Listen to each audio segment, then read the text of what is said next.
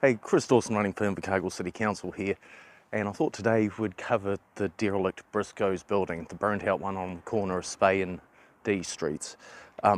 Obviously this monstrosity is not it.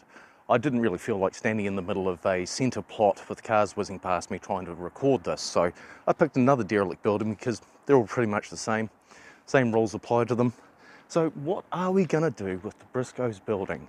Well, here's one idea from someone who's running for the mayoralty. Let's talk about the burnt out building on the corner of Spey and D streets. I don't know all the damning secrets, but it needs to be sorted. So if elected mayor, day one, priority one, phone call to Penny Simmons, please get me in touch with the appropriate minister. No politicking going on there, is there? No, of course not. Because if it was simple as picking up the phone and ringing the Minister of Burnt Out Buildings, I'm pretty sure Nobby would have done that already, or the council would have, or someone would have. So yeah, I don't think that's actually an option. So what are our actual options? Well, we have a dangerous and affected and insanitary building policy here in town. And what that basically says is the council reserves the right to do anything about a building that is really, really dangerous, or, you know, a threat to human life or health. But there's a big problem here. Why is the council not doing anything about this sort of thing? It's because it's a slippery slope. Once you start, and that means inspecting these buildings, getting engineers' reports, you know, making them safe, you can run up huge bills very, very quickly. And that's a good way to blow out your rates bill and piss off all your ratepayers, which is why we don't do it.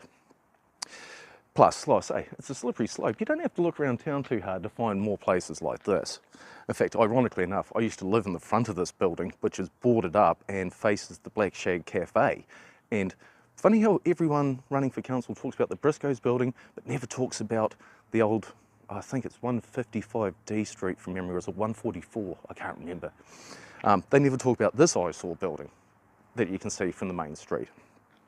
So the reason we don't want to do anything about it is because money. It all comes down to money. Because what happens is if we step in and go, right, this is bloody eyesore, we're going to bowl it and hand the bill to the owner, the owners, if they had money, would be doing something about these buildings, but they're not, because they don't have the money. And this is exactly what's happened with the Briscoes building. Because while it was insured, the insurance isn't enough to fix it or demolish it. Not to mention, you've also got the fun time of it's a listed heritage building, so you need resource consents and all sorts of paperwork to even think about touching it. So if council does go in and do something, what we do is put, now what was it called?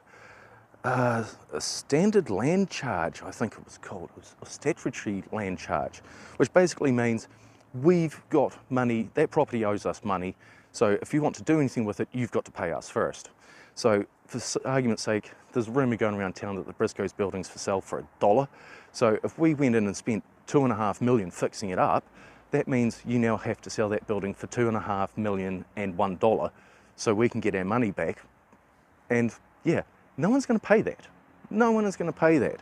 And then what happens? It ends up being a liability on the city council's books, and we've got to pay to do something with it. You see what I mean about this being a slippery slope? We can easily run up millions and millions of dollars of debt fixing this sort of shit. And what do we do with it once we're finished?